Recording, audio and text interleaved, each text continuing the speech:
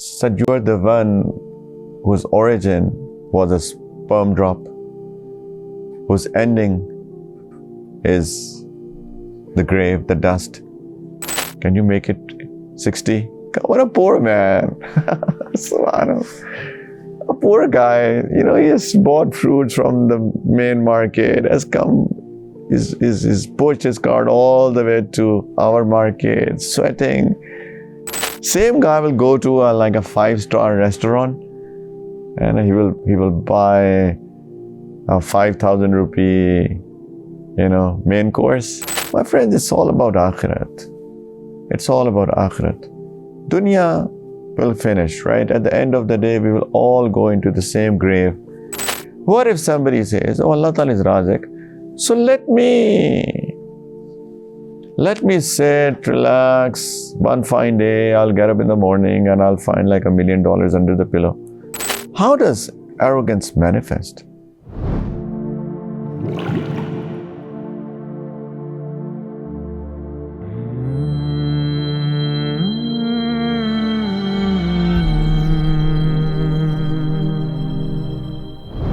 Generally, about the achievements that people have. When people gain a lot of wealth, they become arrogant people. I've seen people who are very humble, had a very humble background. They were not very wealthy, right? Coming from so-called very middle-class families or lower middle-class families. And Allah Ta'ala blesses them with wealth later on, and they absolutely forget that what they were like 10 years ago. Now, of wealth, right? They drive bigger cars, better cars, they have a position, and suddenly they start acting as if they were born like that. So when people get blessings from Allah subhanahu wa ta'ala, and if they don't realize that this is from Allah, they do become arrogant people. Allah Ta'ala says in the Quran in Surah Al-Hadid that whatever calamity falls on you, it is already written in taqdeer, in your destiny. And then Allah Ta'ala says the reason it is told to you that everything is destiny. Your poverty is your destiny. Your sickness is your destiny. And your wealth is your destiny. It is written by Allah. It is given to you by Allah subhanahu wa ta'ala. Even though it looks like that you have made a lot of effort and you worked hard for that and you have earned it, but in reality, it is the destiny. It has been written. You were supposed to get wealth. It was the distribution of Allah. لِكَيْ لَا تَأْسَوْا عَلَى مَا فَاتَكُمْ وَلَا تَفْرَحُوا بِمَا آتَاكُمْ. Allah Ta'ala is saying, I'm telling you this so that you may know, so that you neither grieve over what you have missed out. Oh, I lost it. I lost in my business. So don't grieve. Don't have extraordinary grief, so that you don't have a heart attack. Oh my God, I lost in my business. It is in your taqdeer. And also so that you do not boast over what Allah has granted you. وَلَا تَفْرَحُوا بِمَا آتَاكُمْ. So that you don't boast, you are not arrogant about what He gave you. وَاللَّهُ لَا يُحِبُّ كُلَّ مُخْتَالٍ فَخُورٍ. Allah Ta'ala does not like whoever is arrogant and boastful. He does not like him. He does not like him at all. Alif Lam Mim, ذَلِكَ الْكِتَابِ لَا رَيْبَ فِيهِ هُدًى لِلْمُتَّقِينَ. It's a book which has no doubt in it. It is a guidance for the people of taqwa. Who are those people of taqwa who get guidance from Quran? الَّذِينَ يُؤْمِنُونَ بِالْغَيْبِ, who believe in the unseen, وَيُقِيمُونَ الصَّلَاةِ, who establish prayers, وَمِمَّا رَزَقْنَاهُمْ يُنْفِقُونَ, and they spend from what I have granted them, who spend from what I have given to them. Allah Ta'ala He keeps on reminding people that this wealth I have granted you. Even though, as I said, that looks like he has earned it, he has made an effort, he has worked hard, but if it was not Allah subhanahu wa ta'ala's permission, if it was not his tawfiq, if he had not granted people that, people would not have earned that. How many are the people who make so much of an effort in their businesses and they don't get anything out of it, and you find people who just make a little bit of effort and they get so much. So we need to remember that this is something that does manifest arrogance in people. And as I've said already, one thing that manifests arrogance in people is that they think of themselves, oh, I've gained knowledge, I've done this. خَلَقْتَنِي مِن نَارٍ خَلَقْتَهُ مِن طِينٍ. Oh, my father was a big, he was the CEO of that multinational, and I'm the son of that CEO, I'm the son of a minister, I'm the son of Falan, and I have a relationship, he's so close to me, I have a very close relationship with the ministers and the governors, and this is what makes people arrogant. My father bought me a Land Cruiser or a Lamborghini or what, and subhanAllah, people, look at the way people drive these cars at times, right? They don't even consider people walking, pedestrians, people driving bicycles or cycles. Their looks, the way that they look at them. What has manifested that arrogance? Because they're driving big cars, because their fathers have bought them bigger cars? Come on. Right? We have to think, reflect. How does it manifest in people? You see the way that they talk, right? As I said, وَلَا تُسَعِّرْ خَدَّكَ لِلنَّاسِ. Allah Ta'ala says in Surah Luqman, when Sayyidina Luqman alayhi salam was advising his son, one of the advices that he gave to his son was, وَلَا تُسَعِّرْ خَدَّكَ لِلنَّاسِ. Do not turn as they say in English, don't turn your nose up to the people, although literal translation would be, don't swell your cheeks, right? So in English, they say that don't turn your nose up to the people. That's how, in different languages you say things. For example, حُبُّ الدُّنْيَا رَأْسُ كُلِّ خَطِيئَةٍ. Prophet said, sallallahu alaihi wasallam, that the love of dunya is the رَأْسُ كُلِّ خَطِيئَةٍ. If you literally translate that, is the head of every wrong. Is the head of every wrong. But if you say that in English, it's the root cause of everything, of every wrong. So head versus root. So this is how you say things in different languages. But you see, if somebody chops off the head of somebody, he dies. And if you cut the roots of a plant, it dies. So it's the same thing, but the way of saying things in different languages is different. So don't swell your cheeks, it's a literal translation. But in English, generally it is said, don't turn your nose up to the people. وَلَا تُسَعِّرْ خَدَّكَ لِلنَّاسِ وَلَا تَمْشِي فِي الْأَرْضِ مَرَحًا. Sayyidina Luqman alayhi salam advised his son that don't walk with pride on the earth. Why? إِنَّ اللَّهَ لَا يُحِبُّ كُلَّ مُخْتَالٍ فَخُورٍ. Same thing, Allah Ta'ala does not like whoever is arrogant and boastful. And he is advising his son, and Allah Ta'ala quoted him in the Quran, made it part of his speech. He made it part of the kalam of Allah, made it part of the Quran. Subhanallah. Allah Ta'ala loved his advice so much that this is what he's going to advise his son, and Allah Ta'ala loved it, and he's quoting. And of course, there is a wisdom behind that. One wisdom is that Allah Ta'ala also loves when father advises his son. That's a different thing. But this is how you see that arrogance manifests in people. You see these things, and you know that he's an arrogant man. Even though he says, oh, in my humble opinion, oh, I'm very humble. Well, the way that you're talking, the way that you're walking, the way that you're driving your car, the way that you deal with people, and people, unfortunately, the way that they deal with the people who work for them. There are people driving their cars. What is the way of sitting with a driver? Walk on the back seat, right? Do you know where is it coming from? Because people do not want to sit at the same level as those who are driving their cars, the chauffeurs. A'udhu billah, astaghfirullah. They're human beings, right? They also have red blood like me. They also have emotions like me. They also breathe like me. They also eat like me. They also drink like me. And that the waste that develops in the stomach, they also relieve like me. What's the difference? It's just that he's working for me. It's just that I'm paying him salary. That's it, because I own this car and he drives my car. That's why. one of the scholars of early times, Imam Ghazali rahmatullah alayhi, he writes in his famous book Ahya Ulumuddin, he writes that a righteous man saw a man walking very arrogantly. So he went to him. He said, look, don't walk arrogantly. Allah Ta'ala does not like it. He said, you don't know who am I? He said, I know who are you.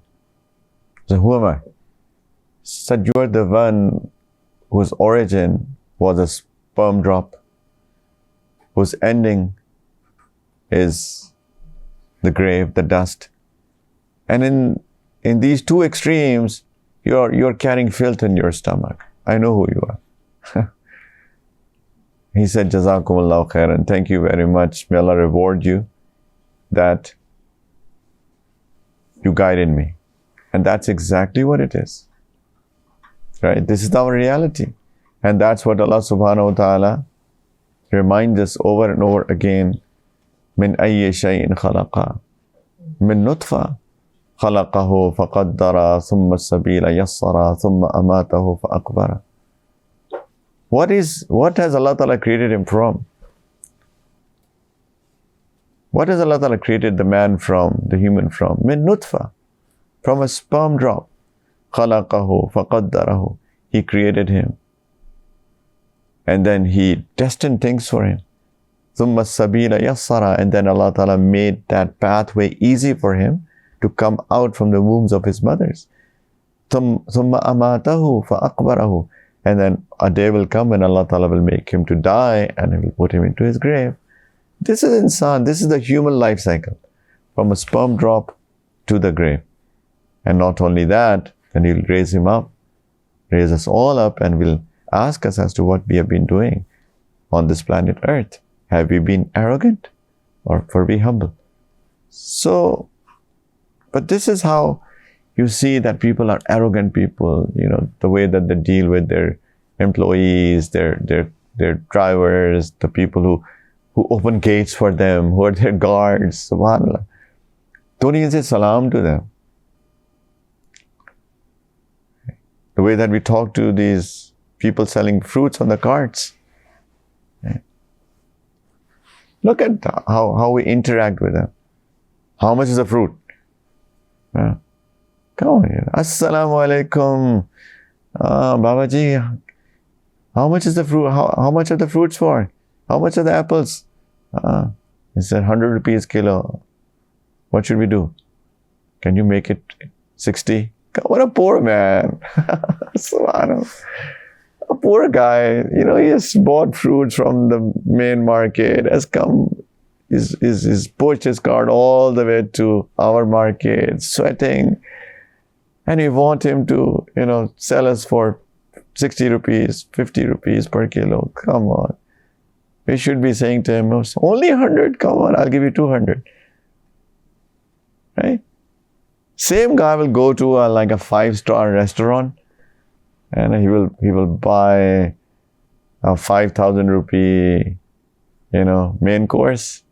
And at the end of the day, we'll also give him 500 as a tip, isn't it?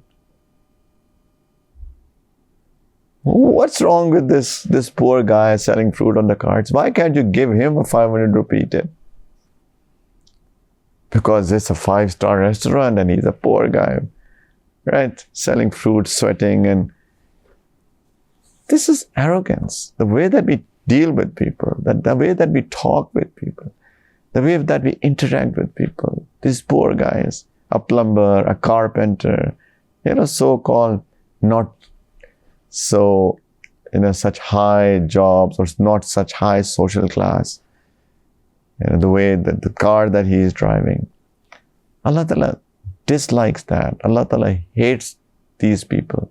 Inna Allah la yuhibbu kulla mukhtalin fakhur. Allah Ta'ala does not like these arrogant and boastful people. He cannot enter paradise as per the hadith of the Prophet alayhi salatu wassalam. Whoever has particles weight of arrogance in his heart. And there are so many ahadith, there are so many verses of the Quran. Allah Ta'ala says, كَذَلِكَ يَطْبَعُ اللَّهُ عَلَى كُلِّ قَلْبِ مُتَكَبِّرٍ جَبَّارٍ. Allah Ta'ala seals the hearts of every arrogant and tyrant. Oh my God. If the heart gets sealed, my friends, there cannot be anything worse than that can happen to any of us. Ma'azallah. May Allah protect us. Because as long as the heart is open, there is a chance that the guidance can come into it. If it gets sealed, then no guidance can enter, no light can enter, no nur can enter into it. And why does Allah Ta'ala do it? Because of people's own actions, their arrogance. Right? Allah Ta'ala gives chances, by the way. He does not just seal it like that. He gives chances after chances after chances. Maybe he does tawbah. Maybe he repents. Maybe he says sorry to Allah Ta'ala. But at the end of it, if people do not do tawbah, then Allah Ta'ala seals the heart. And then when the heart gets sealed, then of course people will not get guidance. Of course, what will they do? They will do sins. And every sin will take you into further darkness. Right? My friends, it's all about akhirat. It's all about akhirat. Dunya will finish, right? At the end of the day, we will all go into the same grave. A minister will go into the same grave as a fruit seller on the street, right? Same grave. It's not going to be bigger than that. We'll have the same, no air conditioning in the graves, right? So what will help us in our graves on the day of judgment is the righteous actions that we do, isn't it?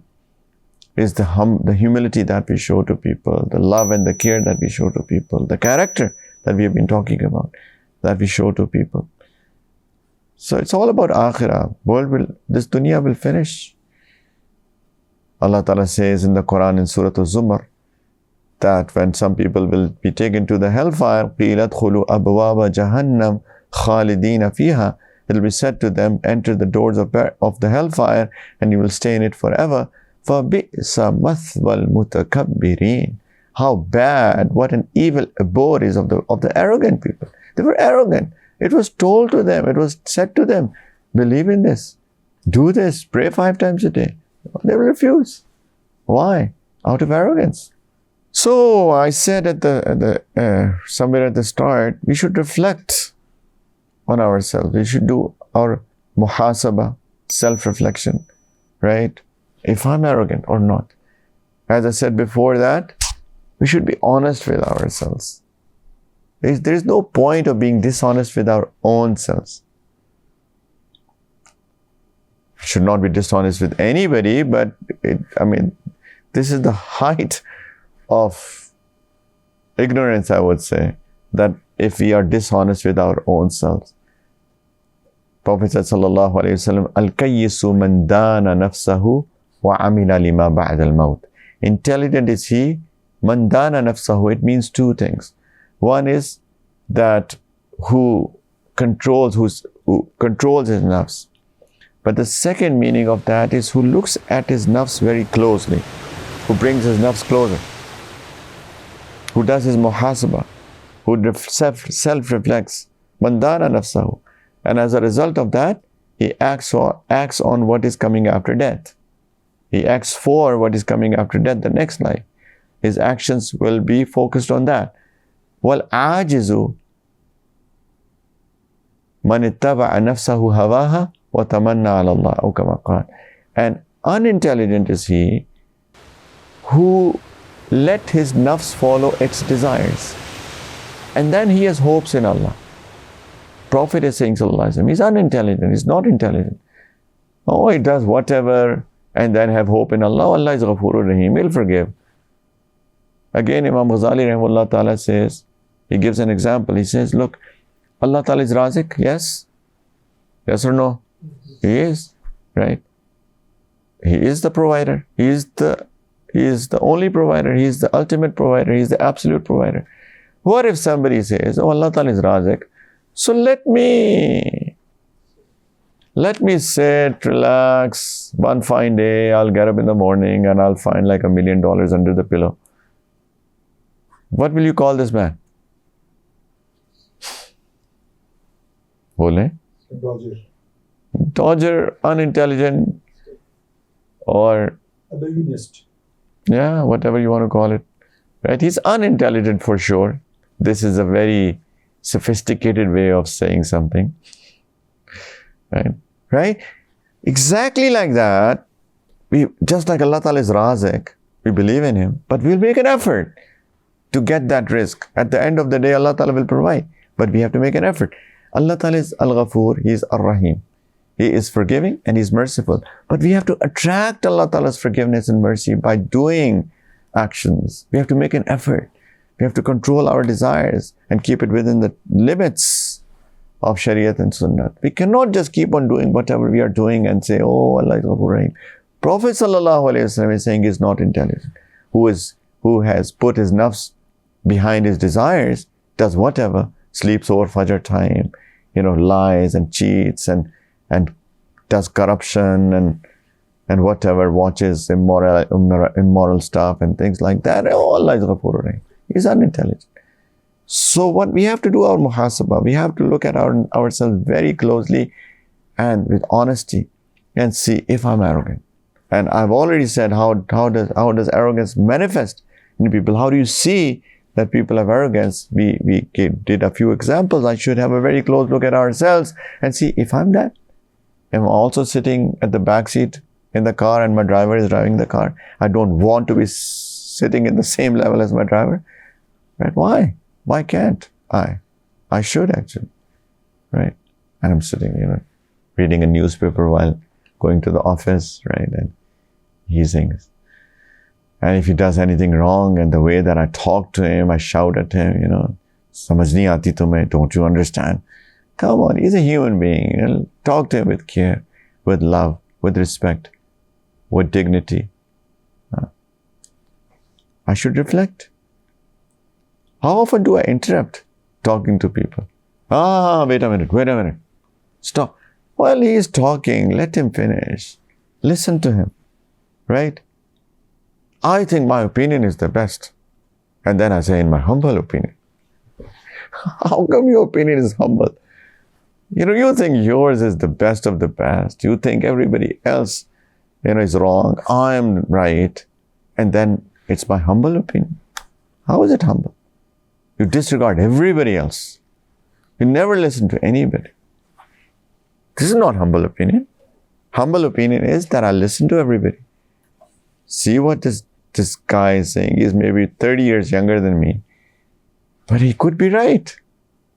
Right? Let me listen. He can be right. This young boy, he can be right. My wife can be right. My husband can be right. Let's listen to what they have to say. My son can be right. My daughter can be right. I have to listen to everybody. And then think and reflect. But then, if I think, based on some evidences, based on Quranic principles, Sunnah, or something else, still if I think with an honest analysis of people's opinions, if I think that I'm right, then I'm right. But the fact that I interrupt people, I don't even want to listen to anybody, that is a sign of arrogance, right? There are people who just don't want that anybody else is praised instead of me. And you see that in corporate cultures a lot. If the manager, he praises somebody, oh, mashallah, well done, Luqman. How come is he praised? I also do that.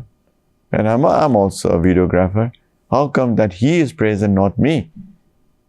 Well, he's praised because he's done a good work. He's done some good project, right? So if I am humble, then not only, and there's another thing, inshallah we'll talk about that as well. There's another problem, which is called jealousy. And that's another thing which is a spiritual sickness. And in order to have good character, we also have to get rid of jealousy. But, I'm jealous of the fact that he's praised. But I'm also possibly arrogant of the fact, how come anybody can be better than me? How come, somebody is saying that he has done a better job than me? Because I do the best. Is it? Self-analysis, right? It could be that I have really done better than him. And somehow my management has not seen the hard work that I put in, and I know he's not even done anything, but they're praising him for what he's not done. It could be that, but what I'm trying to say is we have to do a very honest self-assessment. Why I'm feeling what I'm feeling? Is it feeling because I'm arrogant and jealous? Or it could be that it's injustice. That's a dilemma. This is how we should do our self-analysis. Another thing, do I take feedback from people? Do I get offensive when people give me feedback? Constructive feedback. Right? We should listen to everybody. As they say, where there is smoke, there is fire. Right? If you see smoke, there must be fire. If people are criticizing me right and left, right, rather than all bad, people don't know, that's all what people do. They're always critical. They're always criticizing. No, wait a minute. Right? Let's listen to their criticism. And again, it could be that some people are just criticizing because they are jealous of me. But it could also be that out of those 100 criticisms, maybe there are 5 that are valid criticisms, right? Why I'm sitting like that? People say, why is he sitting like this? Well, maybe he's right. I should not be sitting like this. So listen to people's criticisms, have an honest analysis of that, and if they are saying what they're saying is right, then I should take it on board and try to correct myself. Otherwise, arrogant people will never take any criticism whatsoever, even if that is right. Right? And that leads to, I'm always right. They say, the boss is always right. He's not. He is not always right. Everybody is a human being. I'm a human being. I'm not always right. كل بني آدم خطاء وخير الخطائين التوابون. Prophet said, sallallahu alaihi wasallam, every human being makes mistakes. Every human being. Kullu bani Adam. All sons of Adam, they make a lot of mistakes. Khatta'un. We all make a lot of mistakes. But he said, sallallahu alaihi wasallam, wa khairul khatta'in at-tababun. The best of those who make mistakes are those who repent a lot as well, who keep on correcting themselves. This is being a believer, right? I make a mistake, I say, Astaghfirullah, I'm sorry, Ya Allah. And then I learn from my mistakes. And the next time it happens, I try not to repeat that mistake. That's all I always say to my students. I say, making a mistake is not an issue at all. Repeating a mistake is an issue. Making a mistake is not an issue. Repeating a mistake is an issue. And repeating it multiple times is a big issue. لا يلدغ المؤمن في جحر واحد مرتين أو من جحر واحد مرتين. A believer is not bit from the same hole twice. He can be bit, yes, but not twice from the same hole. It could be from a different hole. Right? He can make mistake in another way, yes, but once he has made a mistake from this side, he should not be repeating the same mistake from the same thing or from the same side. Not at all. Right? So we all make mistakes. If somebody corrects me, I should listen to that person. Right? I'm not always right. I should be willing to admit being wrong and to say, I'm sorry. This being a good human being, this being a good believer, a good mu'min, a good Muslim. I'm sorry. I'm sorry. And by the way, if somebody does say I'm sorry, what should we do? Accept those apologies and forgive that person and let it go. Jaane do. Let's move on with life. Some people they just hang on to it. They just stick to that. Oh, no. How come? I'm sorry, but how come? I'm sorry, but why did you do it? I'm sorry. Come on, let's move on. Let it go. He's apologetic. He's saying, I'm sorry. Let's move on. Right? This is Islam. If we want that Allah Ta'ala forgives me of my wrongs, then I must be ready to forgive others for the sake of Allah. Al-jaza'u min jinsil amal. People get what they do. Right? If you want that Allah Ta'ala hides my wrongs, I should hide people's wrongs. I should not be talking to people about people's wrongs. If I want that Allah Ta'ala hides my faults in this dunya and the akhirat, it is absolutely necessary that I must hide people's wrongs, their shortcomings, if I want that my shortcomings are hidden from people. Otherwise, Allah Ta'ala can reveal people's faults if they're revealing others' faults. He does actually. وَتُعِزُّ مَن تَشَاءُ وَتُذِلُّ مَن تَشَاءُ. You give respect and honor to whoever you like, Ya Allah, you want, and you disgrace those who you want. Allah Ta'ala can disgrace people. A'udhu billah, may Allah protect us. My friend, but arrogance is a deadly, deadly disease. So what should we do then if we are arrogant? I did my self-analysis. I am arrogant. Oh my God. What should I do?